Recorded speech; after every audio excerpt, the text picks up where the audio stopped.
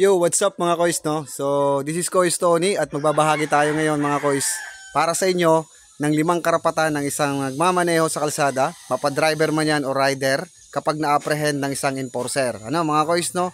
5 karapatan ninyo ito at tandaan, itong 5 karapatan ninyo ay dapat ninyong malaman.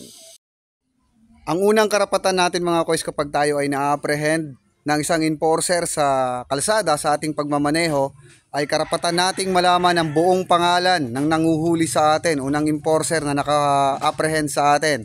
Karapatan po nating malaman ang buong pangalan at kung saang ahensya siya ng gobyerno na papabilang. Kung siya po ay PNP, taga-LTO, taga-Highway Patrol, lokal na enforcer, dapat nating malaman yan. Karapatan natin yan mga driver at mga rider.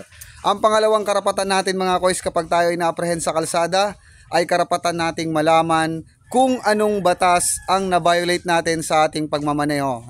So karapatan po niyang malaman. Tandaan, pangalawang karapatan ninyong malaman kung ano yung batas na na-violate sa inyo para malaman ninyo kung ano yung ang violation ninyo mga kois, no?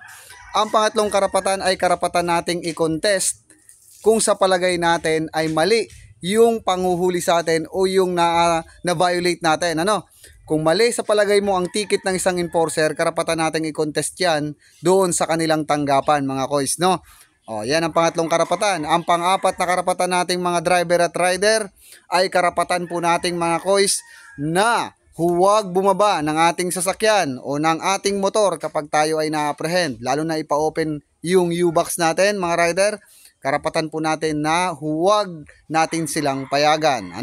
So yan mga kois, no, ang pang-apat na karapatan. At ang pang-5 karapatan mga kois ay syempre karapatan mong mag-file ng criminal case o civil case o kahit administrative case doon sa enforcer kung sa palagay mo ay naabuso ka, no? Kung abusive yung pagkaka-apprehend sa'yo bilang isang nagmamaneho sa kalsada. Ayan mga kois, na-share natin yung 5 karapatan. Laging tandaan mga kois, na sa kalsada lamang at ligtas lagi ang may alam. Peace! Yo!